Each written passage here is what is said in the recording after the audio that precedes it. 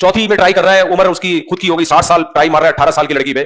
तो लड़की को इतराज है, वो बोले भाई मैंने 60 साल वाले से नहीं करनी, उसके माँ बाप को हक है कि वो बोले हमने 60 साल वाले से नहीं करनी, वो भी राजी, 60 साल वाला भी राजी, लड़की भी राजी, उसके अब्बा भी राजी, कोई इसने बेवकूफ भी नहीं बनाया उनको,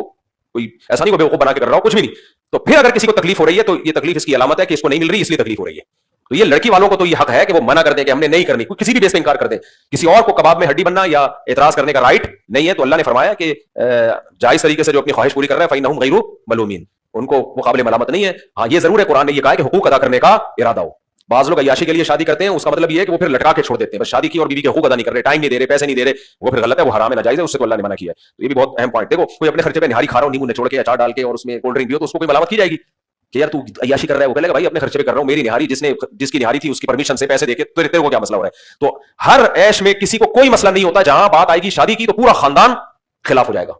हालांकि इसमें फायदा भी है, जब वो निकाह करके अपनी ख्वाहिश पूरी कर रहा है तो सिर्फ अपनी थोड़ी कर रहा है, उसको भी तो जिना से बचा रहा है, उसका खर्चा भी तो उठा रहा है, उसको औलाद भी दे रहा है, खुद भी औलाद मिल रही है, सोसाइटी में बुराई कम हो रही है, अपने आप को भी जिना से बचा रहा है, इतने फायदे हैं। लेकिन यहां आ जाएंगे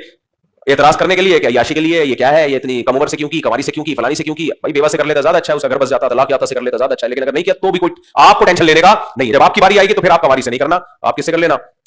बेवा से कर लेना, बेवा बनाना नहीं किसी को, खुद जो कुदरत की तरफ से बेवा हो उससे कर लेना।